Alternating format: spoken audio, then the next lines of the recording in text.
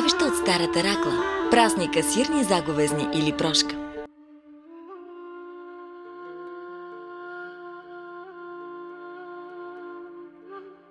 Чували ли сте и знаете ли какво е това бутринци, бутурници, чавги, ператници, перници?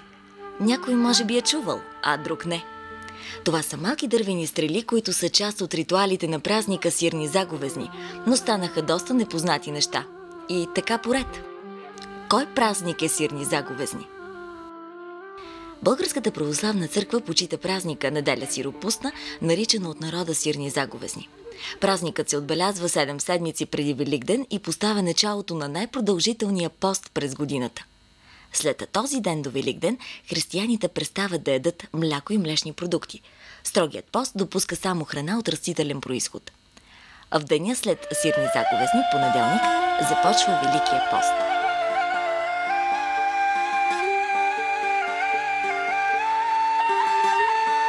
Кога се изработват стрели? Точно в дните след местни заговезни се отсичат дървени пръчки и няколко дни преди сирни заговезни се изработват стрелите. Дървото не трябва да е изсъхнало, а за да летят добре стреличките. Кой изработва стрели? Мъжете отиват в гората да насекат мекиш. Това е специално меко дърво, от което се изработват ритуалните стрели. Обичаят съществувал в Централна и Източна България. Среща се и в някои райони от Северна Балкана, но наименованието на стрелите е различно. Около Стара Загора се наричат бутренци или бутурници. В селата около село Опат ги наричат чавги и така нататък. Все още има запазени следи от ритуала в някои села, но това е в единични семейства.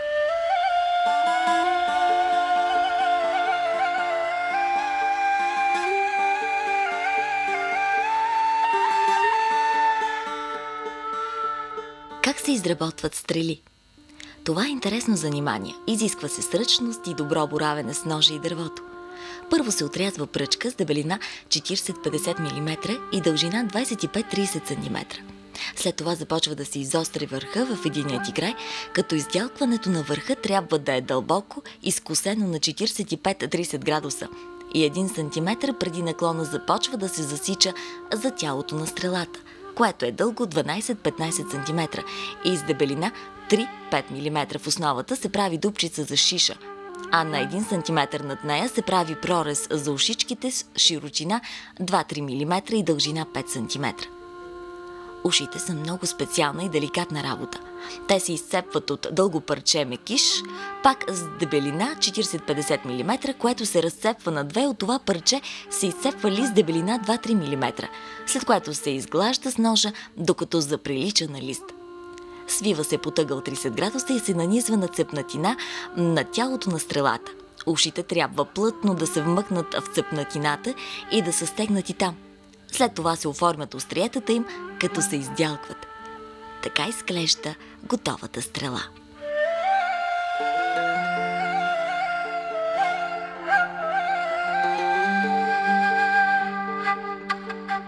Как хвърлят стрелите? Вечерта, като се смрачи, се запалва огъня и едва тогава започва хвърлянето на стрелите. Стреличката се нанизва на дрянов шиш, запалват се ушичките и се удря шиша в здрава цепеница или късо дебело дръвче, при което стрелата полита с въртеливо движение и отива високо и надалеко до 50-100 метра. Хвърлят се, когато вече е мръкнало и в тъмнината всяка стрела заприличва на малка звездичка, която лети. Първата стрела се нарича на Дядо Господ и се изстрелва, а след това се нарича на най-възрастния и следващия по старшинство. И така до най-малките. После за любимата, за домашните животни. Даже, както лети стрелата, се гадае дали годината ще е здрава, късметлия и успешна.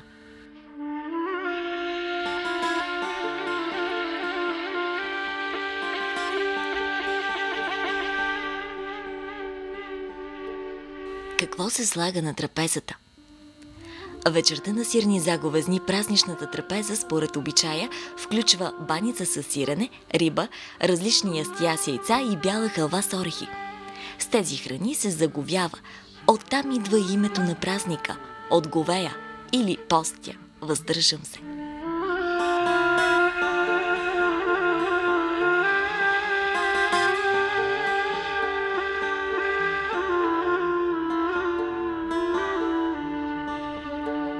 какви ритуали се спазват.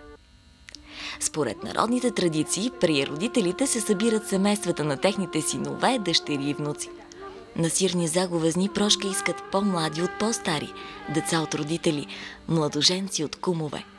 На този ден църквата призовава вярващите да пречистят душите си, да изпълнят с мир и любов в сърцата си, за да посрещнат възкръсналия Христос. Характерен обичай за сирни заговезни е запалването на празнични огньове, наричани сирнишки. Огънят се пали от момчетата ергени, като се използва слама от царевица и кори от дърво, тръни и глок, насечени през седмицата. След като се запали огъня, започва хвърлянето на стрелите. Както лети стрелата, се гадае дали годината ще е здрава, късметлия и успешна. Когато свършат стрелите, започва други обичай – да се прескача огъня. Огънят се прескача от всички, защото който прескочи огъня, няма да има бълхи и паразити през годината. Ще му се отнеме лошото, ще бъде силен и ще е здрав. На вечерната трапеза с най-голямо нетърпение се очаква хамкането. На парче бяла халва, сирене или варено яйце, вързано с дълъг червен конец. След това най-възрастният член на рода запалва конеца и по начина, по който той гори, предсказва дали годината ще е плодородна.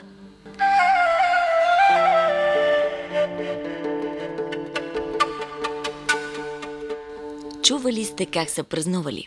Да. И вече знаете какво е чавга, бутренци, бутурници. Това са ритуалните стрели, които се хвърлят и се наричат единствено вечерта на сирни заговезни. Ако имате желание да се научите да правите стрели, сега е момента. Елате, имаме организирано ателие, в което вещ майстор ще ви научи на тънкостите сами да правите тези необикновени реквизити за празника. Не забравяйте, че познаването на нашето фолклорно богатство, познаването на традицията, на обредната ни система е крачка към националното ни идентифициране. Всеки, който носи в сърцето си любовта към тази традиция, носи нравствената си устойчивост и опора в вечните стойности на духовно богатство и отговорност към паметта на поколенията преди нас и към тези, които ще последват примера ни. Само заявете за участие на адрес, като посочите трите си имена, възраст, адрес и телефон за контакти. Очакваме ви!